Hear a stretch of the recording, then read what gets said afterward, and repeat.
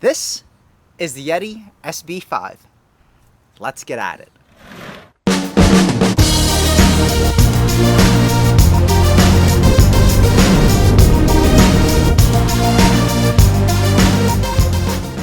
Hello, I am Dom and this is Pittsburgh Active. Welcome back. So today we're going to be talking about the SB5. I have ridden this bike in two different iterations. The first is the $7,000 Turk X01 Eagle version and a $5,600 non-Turk Eagle version. So really the differences, aside from componentry, the Turk series is supposed to be a higher modulus and lighter carbon fiber versus the non-Turk, which is supposed to be more value oriented, and it maintains the same level of stiffness and performance as the Turk series. Now, I can tell you, with the 5 hours that I've ridden with the two bikes, I'd be hard pressed to spend more money on the Turk, but hey, if you have the cash, definitely go for it. I do have to say right off the bat that this is my favorite trail bike I have ridden thus far. I hope you guys like the video. The SB5 is Yeti's trail bike with 127 millimeters of infinity switch suspension in the back and 150 millimeters of suspension in the front. Now, more on that in just a little bit. All the component packages aren't really relevant to talk about right now, just because of the fact that all of Yeti's builds are all upper grade parts ready to rock out of the box. So, it may seem like I always bring up the fact that I'm short, but people, it matters. The bike that you see in front of you is in fact the SB5 and not the Yeti Betty. That's funny, right? Both bikes in the size small and extra small look like this. Mediums and up really look like this. The lines of the bike look so much nicer. Now the difference is the top tube of the small and extra small, which dips down, allowing for better standover for shorties just like me. I know, right, Dom? Cry me a river, but I'm speaking for all the shorties just like me, both guys and girls. It's like being given a high chair when you're sitting at the adult table. Come on, man. Come on, Yeti. You made my personal SB6 in a size small look like all the other sizes. Why can't you do the same with this bike? That being said, this bike is nothing short of amazing. It is super lightweight feeling. You feel it right away within the first few pedal strokes, and it is really, really poppy. It is super agile. It is probably the first thing that I can say I noticed on this bike. I have ridden 3 Yeti bikes that have the Switch Infinity system.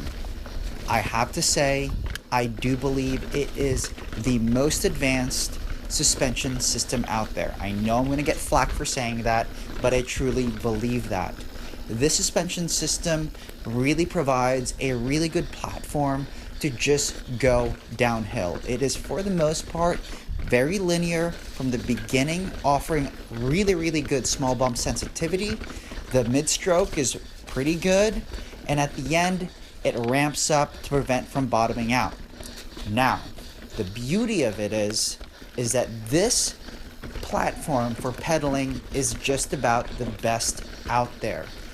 The way the Switch Infinity works, it travels up and down as a linear pivot, and it basically gives you a suspension system that does not get hung up at all in any of the technical sections that you are climbing with. It is really, really impressive. That being said, the SB5, when you compare it to my personal SB6, I can tell you that it climbs better for sure. It is a lighter bike, it has less rear suspension, and it also has the right geometry to be a great climbing trail bike.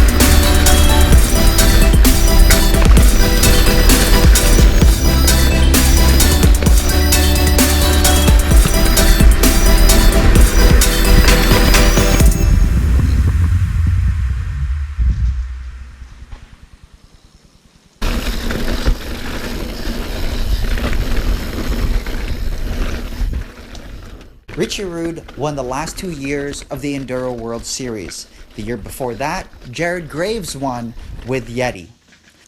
I may be impartial because I am a Yeti owner and I am very lucky to have my own. I do believe that Yeti is on top of their game and they make a wonderful product. That being said, I want to thank TrailFlo Bikes for letting me demo this wonderful bike.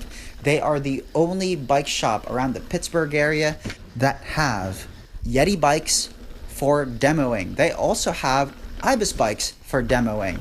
See the description below. What's up, fellas? What's up? Hey! Okay, cool. Yep.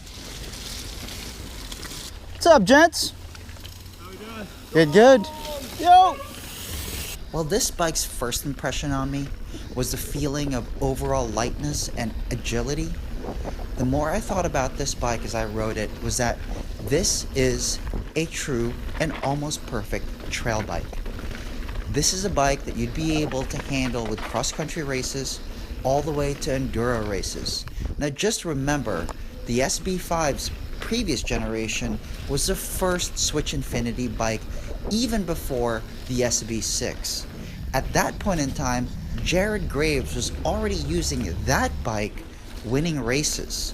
This new generation 2017 SB5 is a bike that is longer and slacker and more capable on the downhills. I battered it through chunk. I can tell you that hands down, although I felt very strongly about the Trek 27.5 Plus Fuel EX, I would pick this bike over that bike. This is a true trail bike that I would love to own one day.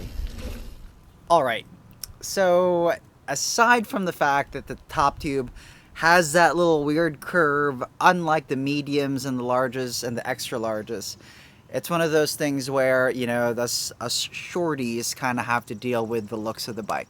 Look, after I rode it, the looks of the bike kind of just faded away, and I really still want this bike. Aside from that, I do have another niggle that is worth mentioning.